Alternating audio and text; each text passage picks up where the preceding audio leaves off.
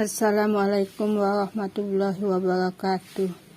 Pada kesempatan kali ini, saya selaku Ketua Pengabdian Masyarakat ingin memaparkan hasil kegiatan PKM kami yang kami beri judul penggunaan teknologi multi-layer filter untuk mendapatkan air berkualitas pada pembibitan nener di Desa Penyambangan.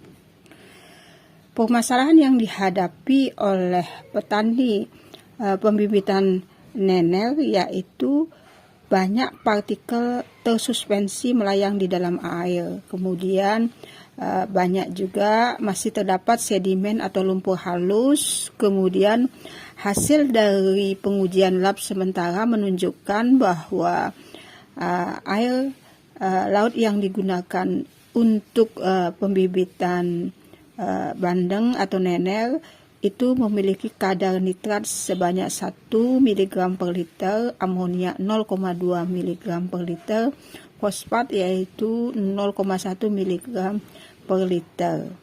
Nah, kemudian juga ditemukan tidak adanya filter air yang memadai yang digunakan untuk menyaring pencemaran yang bersifat racun ringan.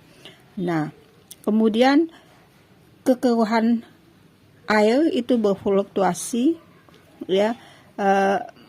Ini akan mengakibatkan kontaminasi pada air. Secara virtual memang terlihat air laut yang digunakan itu jernih, namun perlu diwaspadai terhadap amonia dan racun-racun ringan yang lainnya. Karena syarat dari amonia itu harus lebih kecil dari 0,02 mg per liter. Nah, sumber amonia ini adalah hasilnya dari metabolisme ikan dan dekomposisi bahan organik. Sedangkan logam berat itu bersumber dari limbah industri, pestisida, dan deterjen. Sedangkan kekeruhan itu bersumber dari sedimen terganggu. Ada fitoplankton yang berlebihan dan limbah organik. Nah, permasalahan yang dialami oleh petani bibit nener atau bibit bandeng ini akan diselesaikan dengan kegiatan PKM, yaitu dengan melakukan pelatihan dan pendampingan bagi petani pembibitan bandeng atau nener di Desa Penyambangan Grogak, yaitu dengan menggunakan teknologi multi-layer. Tujuannya untuk kegiatan ini memberikan wawasan teknologi multi-layer filter, memberikan keterampilan merancang multi-layer filter dan bagaimana cara perawatannya. Nah, pelaksanaan PKM kami telah lakukan diawali dengan pelatihan, yaitu dengan memberikan materi berkaitan dengan teknologi multi-layer filter, yaitu yang dilaksanakan langsung di tambak, di wilayah tambak. Kemudian dan juga 2 kali pendampingan bagaimana nelayan kita akan lihat memiliki keterampilan di dalam merancang multi layer filter ini sesuai dengan kondisi air yang selalu berfluktuasi, khususnya air laut. Hasil pelatihan menunjukkan peserta pelatihan mudah menyerap materi yang disampaikan narasumber.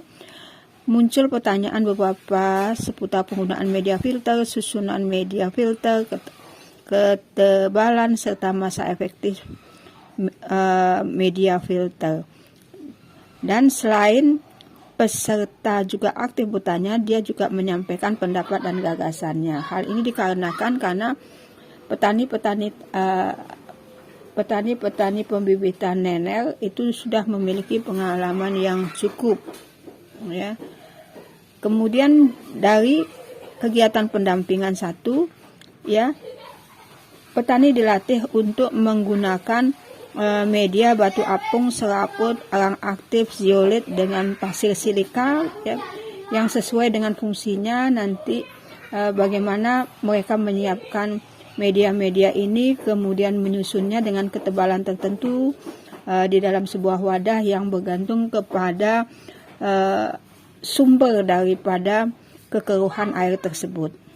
Nah, di pendampingan kedua ini akan muncul bahwa masalah dari pendampingan 1 akan muncul masalah di mana air yang masuk melalui wadah itu lebih besar dibandingkan dengan air keluarannya.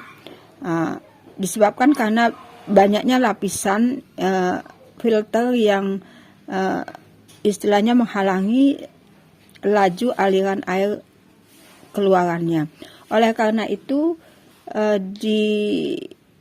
dicahkan atau diselesaikan dengan cara membuat tandem atau diserikan antar satu wadah dengan wadah yang lainnya. Jadi kita buat pipa overflow antara satu pipa dengan pipa yang lain.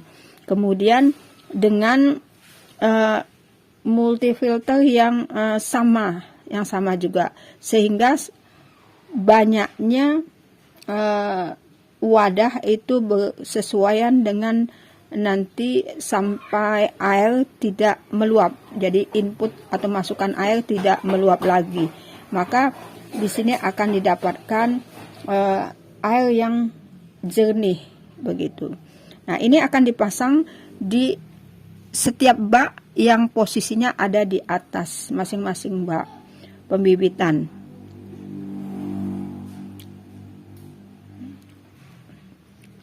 Nah, kelompok petani merancang multifilter dengan media filter dengan ketebalan yang berbeda-beda di hari keduanya. Mereka sudah mampu untuk istilahnya menggunakan media apa saja yang digunakan untuk berbagai situasi kekeruhan atau kondisi air laut yang mereka hadapi. Di sini secara umum tidak ditemukan kesulitan di dalam